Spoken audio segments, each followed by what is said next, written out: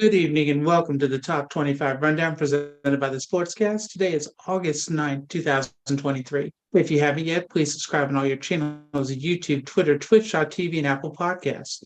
If you are on Apple Podcasts, please leave me a rating and review. It will help us out tremendously. We are also on DAB Digital Radio.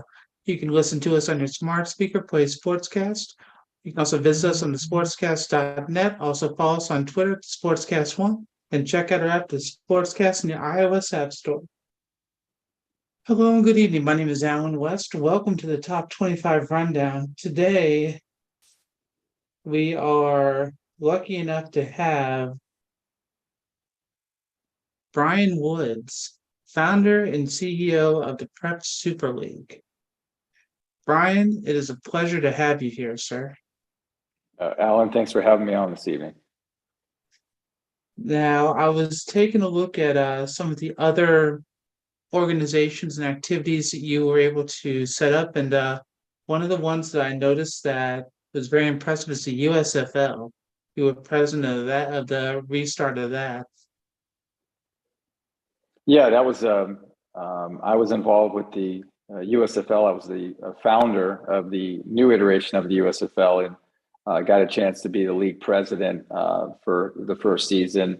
Got the USFL off the ground, and now I'm on to my next entrepreneurial endeavor, if you will. But it was definitely an exciting time, and that was coming off of the Spring League, which I ran for 5 years as a true developmental league for the National Football League. So definitely have been involved on in the entrepreneurial side of sports for the better part of the past decade. But the USFL was definitely a very exciting venture to be involved with.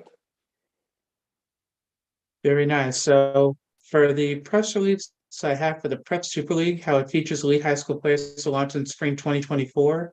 It's going to feature collegiate game rules, 4- and 5-star prospects, and national competition in New York. It was announced in New York for the launch. The brainchild and the founder of it, you, sir, the league will kick off next spring, feature 4- and 5-star prospects. The games will be streamed live. The 6-week season will run from April 19th to May 24th with teams located in Atlanta, Cleveland, Dallas, Houston, New Jersey, New Orleans, Los Angeles, Miami, Phoenix, San Diego, San Francisco, and Tampa. So for those areas, what made you decide to pick some of those areas? Yeah, I think, Alan, for us, it was really about trying to identify the markets that historically have produced the greatest number of Division I athletes, especially the 4- and 5-star players. So obviously there's certain states that the Prep Super League would probably never operate in because they've not had a 5-star, let alone maybe a 4-star recruit, come out of that state. But we wanted to have a presence in the big three, which obviously is Florida, Texas, and California. And we wanted to be present in all the markets that have produced the most talent over the last 10, 15 years. And that means, Division I talent, and obviously well represented on opening day rosters around the NFL. So markets like New Orleans and Louisiana, and even a place like Atlanta and the state of Georgia in general, Georgia puts out more talent right now per capita than any state. So, and a lot of people don't know that, but obviously when you think about high school football, you can't have a conversation about the best athletes without mentioning an area like Houston or Miami, Fort Lauderdale. So we really wanted to be in the markets where talent historically is coming from. And that's even parts like, even that bodes well for a place like New Jersey or Ohio and Pennsylvania.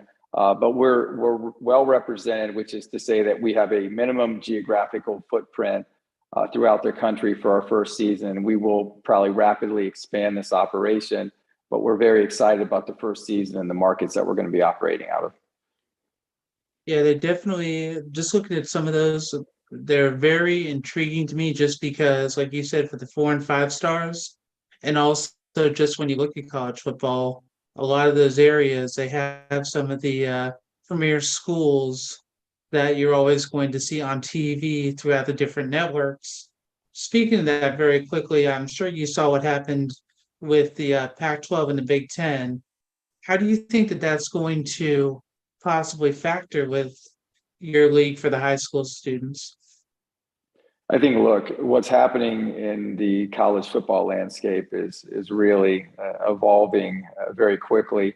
The conference consolidation is something I've been predicting for quite some time now, and we knew even last year when we were preparing the business model for the Prep Super League, our hypothesis was that the NCAA football and to a greater extent the SEC and the Big Ten were really becoming the new NFL. And we felt like just noticing the sort of money that was flowing through college sports, the $1 billion rights fee that the Big Ten had just garnered, we felt like we could create a product with the 4 and 5 star players that in due course could be commensurate with college football play. And we felt like that would warrant considerable media consideration. So our idea is if NCAA football is the new NFL, elite college sports might be the new NCAA and might be able to garner media attention, substantial marketing dollars at some point. So we do see the landscape changing very quickly amongst the major conferences, and I think it only proves out our hypothesis or theory, if you will, about creating the Prep Super League and why we feel like there's a market out there for this property. Very nice. I saw that when I was doing a little research, you had talked about how you're planning on using NIL in high school. Could you elaborate on that a little bit? Yeah, so look, Alan, here's what I would tell you. When we set out to create the Prep Super League, there was quite a catalyst for it in the rapidly changing landscape that is NCAA football. The transfer portal has created a phenomenon where 400 to 500 fewer scholarships per year over the last 2 years are making their way to high school players as college programs opt to sign a more experienced player out of the transfer portal.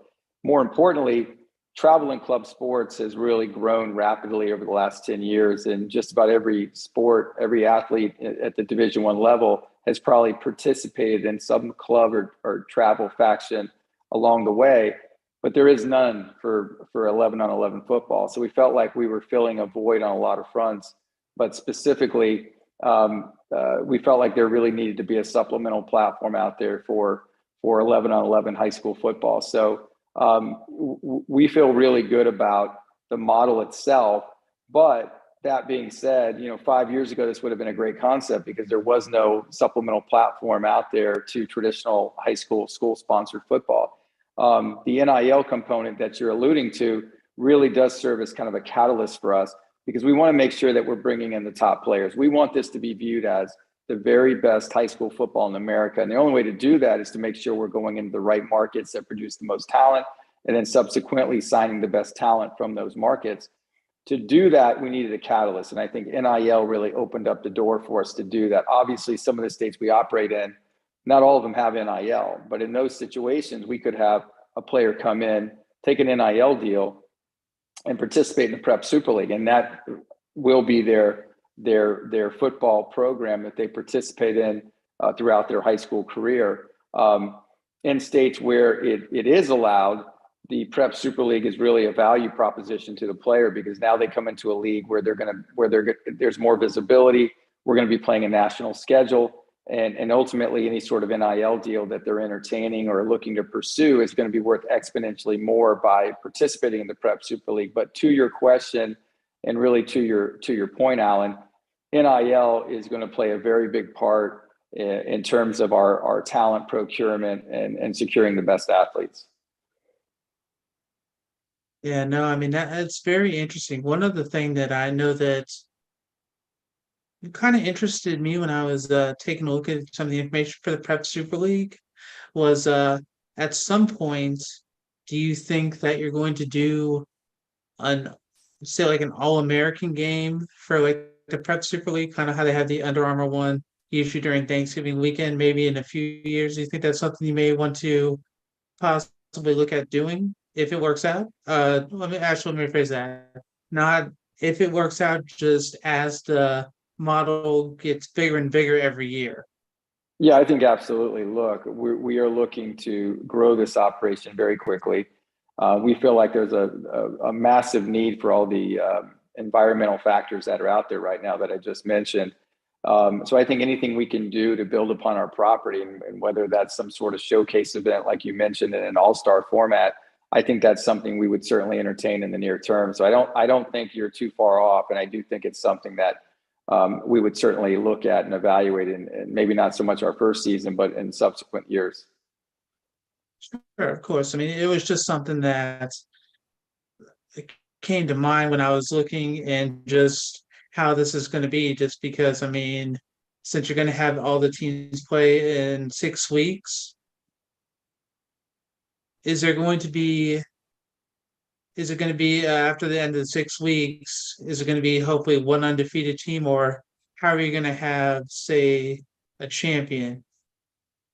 Yeah, I think we're looking at more of an overall statistical win-loss category for crowning a champion at the end of our first season. One thing that was, Alan, was really important to us is that the season did not linger, because we still view ourselves as very much a supplemental platform to traditional high school football, and we don't want to be viewed antagonistic to the, you know, the current structure. That being said, the 6 week season felt right to us and felt like it was the right amount of time. It was the right amount of games, but we didn't want to drag it into a postseason that could take us into June. We felt like the operation in April and May, and being able to wind down mid to late May when student athletes are about ready to finish their year in school, was the perfect time for us to finish the season.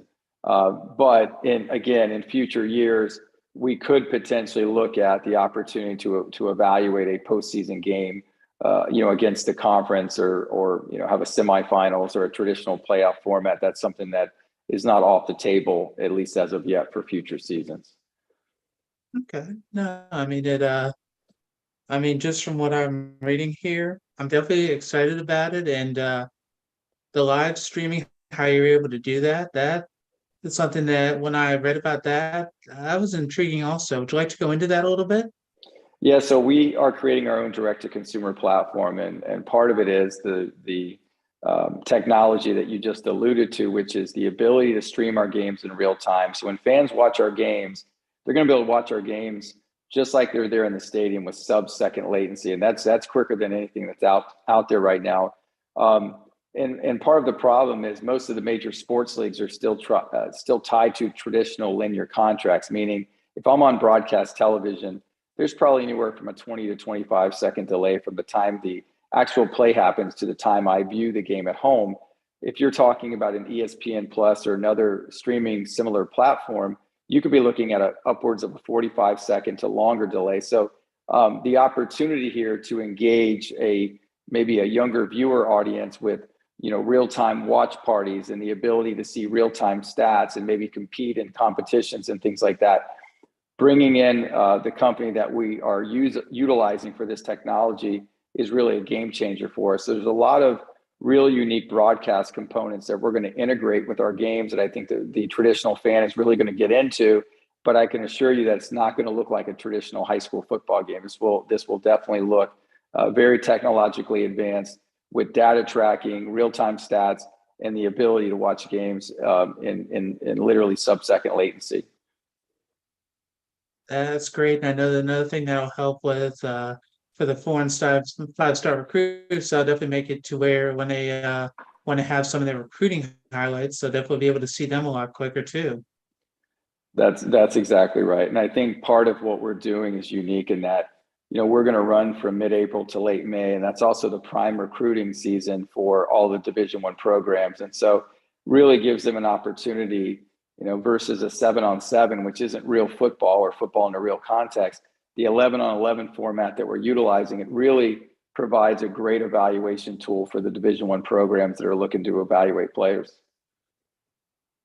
No, that's great. And just seeing how this is, you say that I think the first practices are the first or second week of April, correct? Yeah, we're going to go into practice first week in April. We'll probably get anywhere from, I would say, 14 to 17 practices in before the first week of games. And then we're rolling pretty quickly from there.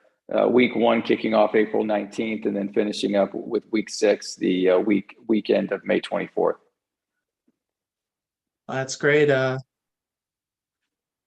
Watching how college football is right now, is there anything that you've noticed that besides what you've already talked about, that if you had the chance to say anything about it, what would you say? Just for the I would landscape right now. 100%. I would say the landscape, number one, as I just mentioned, is quickly evolving. But the one thing I've always felt, I'm very a strong advocate for this, is that the universities and the massive conferences, it's time to pay the players. It's time to compensate them in one way, shape, or form. NIL is certainly a start to that, but I see the unionization efforts that are underway and the ability to potentially classify athletes as employees of the university. I don't think we would have even entertained this subject or topic 10, 15 years ago. But if you look at, again, what we discussed earlier, the amount of money that's flowing through these colleges and major conferences is significant. So the idea that this money shouldn't be flowing back to Division I football and basketball players is just, it's absurd. So I think there could be, and I've seen even an op-ed this week where there could be a faction of college athletes that are there and are just there as more or less employees and aren't necessarily there enrolling in college and taking a traditional curriculum. And that's where I feel like in some instances college football and college basketball could be headed. So you could have your traditional student athletes, and you could have some people there that are actually being paid to be there. We'll see. Time will tell, but I do believe it's time to do what's right for the college athlete. And I think the universities and college conferences have profited off the backs of these athletes for quite some time now. So I think it's time to reward them for just the sort of status and prominence and the amount of money that they've been able to, bring to these respective universities and conferences. Absolutely. I mean, I couldn't have said it better. And just watching how it has been and how it's even been changing in the last 2 or 3 weeks, we're going to just see how it goes. And well, Brian, I know that unfortunately you're going to have to jump off in a second. Now, if we wanted to find information, we would go to prepsuperleague.com, correct? That's correct. PrepSuperLeague.com, at PrepSuperLeague, with Twitter and all of our other social media handles. Granted, we've been a little quiet here the last several weeks since we announced, but there will be a lot of news coming out in the coming weeks and coming months. We'll be announcing coaches this fall. We'll be announcing some of our marquee players that are going to be participating during the fall months, and a lot of big announcements as it relates to our media components and some of the technology that we're going to be integrated with the league. So the fans will definitely have a lot of news coming their direction here in due course. No, I mean, that's great. And I appreciate that you were able to take the time. I apologize that unfortunately my computer is not the quickest this week. So It's okay, Alan. hope it, Well, no kid. I mean, look, I'll certainly come back on your show again in another time when we can discuss even more as we get closer to starting the season. But it was a real pleasure being with you here this evening. thank you so much. I appreciate your time. I hope you have a great rest of your night, and I look forward to have another talk and learning even more about the league. Okay. Thanks so much, Alan. Take care. Thank you, sir. You too. See you. All righty. That was Brian Woods, CEO and founder of the Prep Super League. And it's going to be a 12-team league. And that, just listening to everything he talked about, I think that it will be the next step for how they're going to set up for elite players. And I'm looking forward to seeing how that goes. It's going to be a difference, possibly a difference maker, just like how the Big Ten and how all the mergers have happened for the Pac-12 just since last week. Now, very quickly before we jump into more college sports, we do have breaking news. Michael Lorenzen became the fourth pitcher to complete a no-hitter for the Phillies, so congratulations to him. And we did talk about women's soccer last week, and unfortunately, the U.S. women, they lost by a millimeter to Sweden, and well, we're going to see what happens. Now, we've had some news even today about Northwestern, where the players and the coaches, they were given a T-shirt, and it's the athletic director did not like it because it says Cats Against the World and it has Pat Fitzgerald's number. The athletic director says that's inappropriate, offensive, and tone deaf. I'm not going to say that he is wrong, but with how the situation is, probably that shirt isn't the best for the players to wear, but it's giving them unity, which right now Northwestern needs more than ever. We're going to see how that goes, and we're just going to keep an eye on it, just like how everything else has happened. And Northwestern, I'm definitely curious to see what happens for that. In other news, Ohio State's athletic director, Gene Smith, is going to retire in 2024. On an article from ESPN, he announced that he's retiring at the end of the 23-24 academic season. He has led the Buckeyes athletic department since March 2005. His last day is going to be June 30th, 2024. In a statement, he says, "I have always believed that a leader seeks to be the right person at the right time in the life of the institution." He said Wednesday at a news conference, "I believe that July 2024 is the right time to welcome new leadership to build upon what we have achieved and continue to build upon the great tradition in athletics and business advancement at Ohio State." He is forever grateful. The university president, Christina Johnson, in November announced that she'd be stepping down at the conclusion of the 2022-2023 academic year, and the university is still searching for a replacement. Smith is the 8th athletic director from Ohio State and the 3rd longest serving athletic director in school history. He wants to step aside before a permanent president is chosen so they would have the runway to put their blueprint on the department. He said that, "I believe with this presidential change, which will be highly positive whether they hire, it gives him or her the opportunity to hire their leader and make a run and build on what these coaches and staff and the student athletes have already done." He has been at the head or forefront of the Big Ten's expansion efforts over the past year, which culminated Friday with news that Oregon and Washington would also join USC and UCLA in the Big Ten next fall. Smith said that Fox brought new money to the table for Oregon and Washington, and that the figures inside the media rights deal with Fox, CBS, and NBC stayed the same for the schools already in the conference. Under Smith's stewardship, the Buckeyes have won 32 team and 117 individual national championships, as well as 115 team and 369 individual titles within the Big Ten. He did admit that the hardest challenge in his department was 2011, when they had the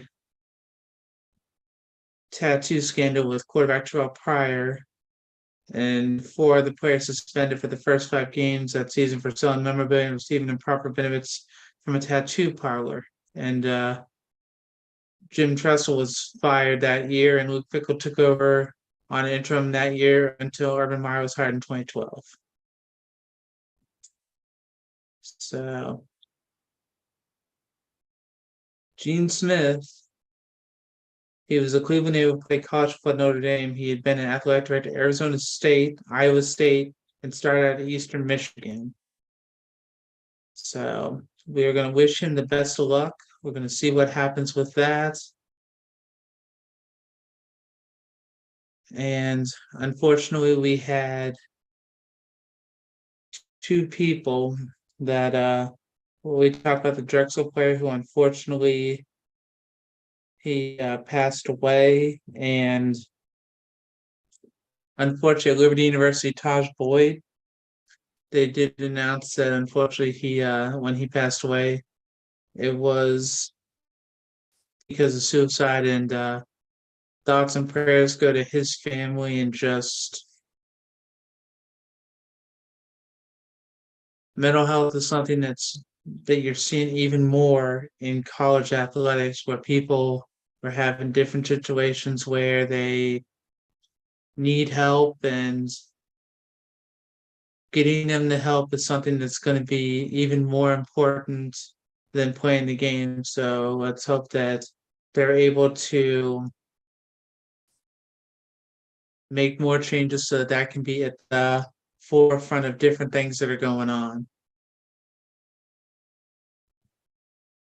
Now, the NCAA, this week they had two people that were denied because of two-time transfers. They are starting to apply new criteria for transfers to make it more difficult to gain immediate eligibility. And that happened the day after Florida State defensive tackle Darnell Jackson Jr. and North Carolina receiver Devontae Walker had the waivers rejected.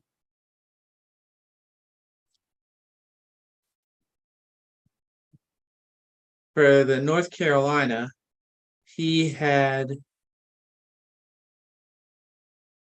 both of those players are two-time transfers, and they changed schools to be close to their family. They transferred believing they would have their waiver approved based on previous guidelines, which did take into account family circumstances. So, seeing that Walker had begun at North Carolina Central, never played there because of COVID. He transferred to Kent State for 2 years, and then now he wanted to go to North Carolina. But because he never played at North Carolina Central, they believe that North Carolina believes Walker should be a one-time transfer. So we're going to see how that goes. For Walker's case, Kent State filed a waiver in support of his immediate ability in North Carolina. So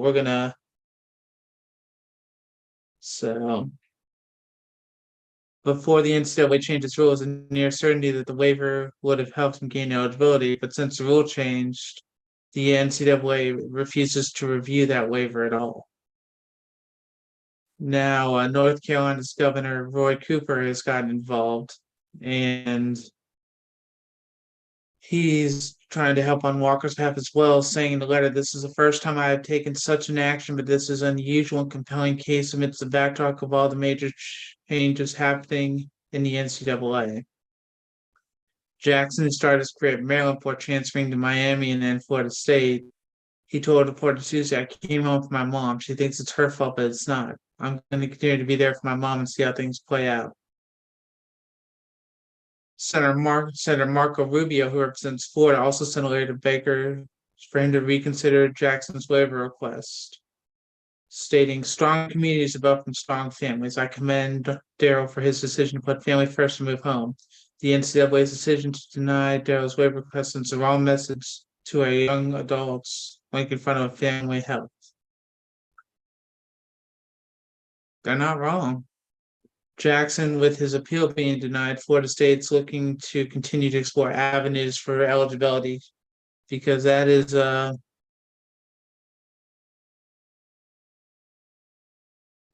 shame, because both of those players, they did come home for family, and you could see that in Walker's case, he definitely should have his eligibility granted so that he would be able to play for North Carolina. Jackson, I think since he did, I believe he did play at Maryland a little bit, that his is a little bit tougher, but even still, with how the NCAA is having a hard time right now controlling the NIL, I think that they're trying to level more stringent rules for other circumstances. And unfortunately, with the two-time transfer policy, this is one that they decided it would be the best idea to try to talk about and use it as an example, which unfortunately I disagree, but there's not much you can really say about that. Now, since last week, you are seeing that Stanford and Cal have been approached by the ACC. We're going to see how that goes, just because we talked about how Florida State, they already are looking at leaving, even though they had to pay the $120 million exit fee, plus they'd have to try to get out of the agreement they have for the media deal with the ACC till was 2032 or 2036. Now, if Stanford and Cal come, the question is where's the money going to come and how are they going to, is this going to be a way that they're going to renegotiate their deal or are they going to try to figure something else out? Because you just saw for the Big Ten, Fox gave the Big Ten the money so that Oregon and Washington could join the conference. We're gonna have to wait and see on that. The president of Washington State University talked about how right now they're in a very bad spot after the Pac-12 breakup. So the question is going to be, how are they going to proceed? Whether if the Pac-12, depending on which, if Cal and Stanford stay, or if it's just Washington State and Oregon State, are they going to merge with, say, the Mountain West, or if they're going to try to get a few other teams, or if you're going to see a conference like the ACC, if they can figure out how to do it, maybe try to get more teams from the West instead of a second division. I don't really see that happening just because right now it feels like if any other conference is going to try to flex their muscle, but they haven't yet, it would be the Southeastern Conference. But with how Commissioner Sankey talked about, they're happy with who they have right now and where the locations are. I can't see that happening unless the Big 12 is going to try to step in and add a few more teams. It could be possible, but I think where they are right now, they're good. So it's more just looking like they're going to try to merge with a smaller conference, although whichever conference gets Stanford, they're going to try to see if Notre Dame will come with them, even though Notre Dame already plays their basketball in the ACC and has lacrosse and other sports in a different conference. We're just going to see how that goes because it's going to be something that we're going to need to keep in mind. And another news, Texas A&M, the 12th Man Foundation, they stopped their NIL arm, which I think part of that is because after what happened the year before. They said that they got a memo from the IRS in June that says nonprofits collected that were created primarily to pay players are not likely from exempt from taxes, meaning donations will not likely be tax deductible. And the thing about that is charity organization experts note the IRS memo could upend a rapidly growing market of collectives that have become a primary source of NIL deal for athletes. Which means that if the donations aren't tax deductible, people may not donate.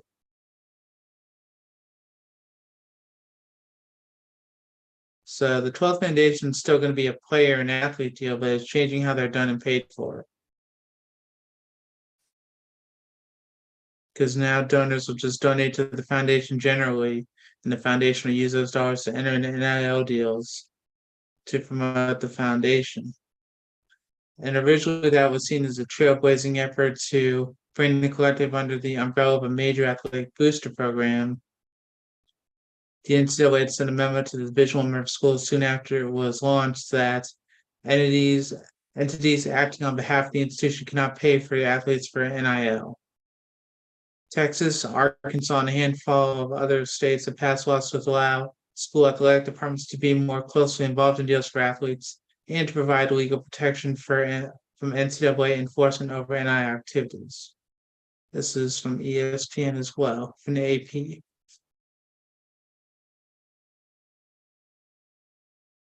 All right, and college basketball for the women. Paige Beckers is a name that we have not been able to talk about because she has been injured. Looks like she is finally cleared to where she can play basketball again.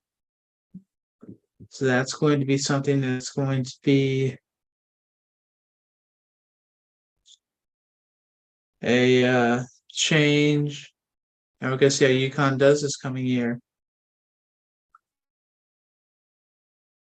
Speaking on how the Pac-12 dissolved, SEC Commissioner Sankey says he felt sadness about it. So he's not the only one, but unfortunately, when unrealistic expectations were given by how the agreement was going to be laid out, when you have to hope that people are going to join a streaming service so that the schools can get paid, it's not a very good business model. And because of that, that's what was the axe that sent Oregon and Washington to the Big Ten. And the Washington State president said that when they left, they sealed the Pac 12 fate, which can't argue with it, but it is still something that you had to expect was going to happen, because if you're not going to make sure that the schools are going to be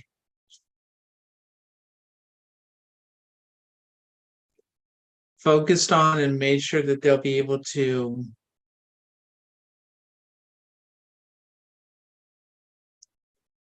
be funded in a way that's going to benefit the school and help them to be successful in their recruiting and just for viewership, and also just for wanting to have people come to their different stadiums for different sports. It's a frustrating thing, but it's something that we're just going to have to wait and see how it goes, because we're not done yet, and it's going to be more of a discussion, especially not only with football season, but just as we're watching all the sports throughout the college season. Now, when Washington moved, they said the Big Ten was move was for stability, which I can definitely see, because the Big Ten, the way that they have everything set up, they have the TV deals and they have a certain amount of money that comes from those deals split between all the schools, and that definitely helps them. Like I was saying for Paige Beckers, according to an article by Alexa Philippou, she has been cleared with roughly 1 year after ACL injury and surgery. She posted on Instagram saying all cleared and ready for takeoff, adding 369 in reference to the number of days since the surgery. God did. So we're going to wish her the best in this coming year and see what happens, just because it's going to be interesting, just with how UConn always is, and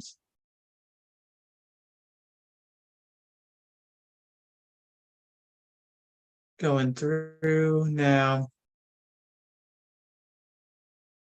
It's almost time for not only football to start, but we also have women's volleyball, men and women's soccer, field hockey, and cross country.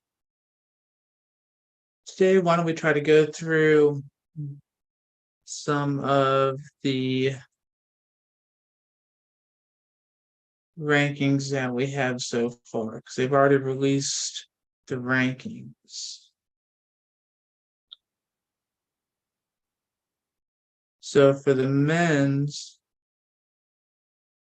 we have, for the United Soccer Coaches poll, Syracuse at number 1, Indiana number 2, Kentucky number 3, Duke number 4, Pitt number 5, Washington number 6, Stanford number 7, Creighton number 8, Clemson number 9, UNC Greensboro number 10, Marshall number 11, Vermont number 12, Portland number 13, Maryland number 14, Virginia number 15, Tulsa number 16, Georgetown number 17, Wake Forest number 18, SMU number 19, Cornell number 20, Florida International number 21, Akron number 22, New Hampshire number 23, St. Louis number 24, and Penn rounds out the top 25. So that's for men's soccer. And let's go ahead and jump over to women's soccer and see the preseason rankings they have for women's soccer. You have UCLA, the unanimous pick for first place votes, number 1. North Carolina's number 2. Notre Dame's number 3. Duke's number 4. Virginia's number 5. Florida State's number 6. Alabama's number 7. Arkansas's number 8. TCU's number 9. Penn State's number 10. Stanford's number 11. South Carolina's number 12. BYU's number 13. Pitt's number 14. Texas is number 15. Georgetown's number 16. Michigan State's number 17. Northwestern's number 18. Santa Clara's number 19. Memphis is number 20. St. Louis is number 21. Southern California's number 22. Harvard's number 23. UCF's number 24. And Clemson rounds out the top 25. Let's see if they have the rankings out for women's volleyball. Yes. They do not. Because women's volleyball is also another sport that once it starts, that is a very competitive, not only the tournament, but just how it goes throughout the year. Let's see.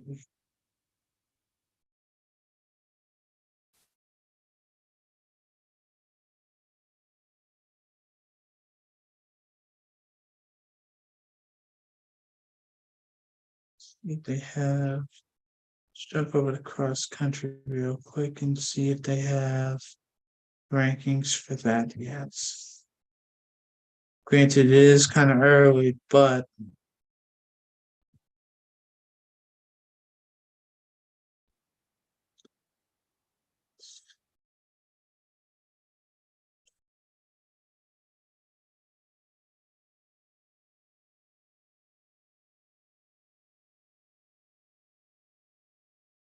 all right, so their preseason is going to start in 20 days. So we're going to see how that goes.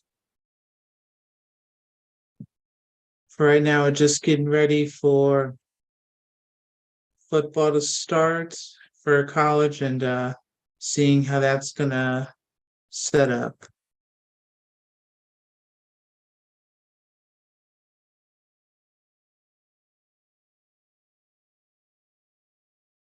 But other than that, I think that about wraps it up for this week.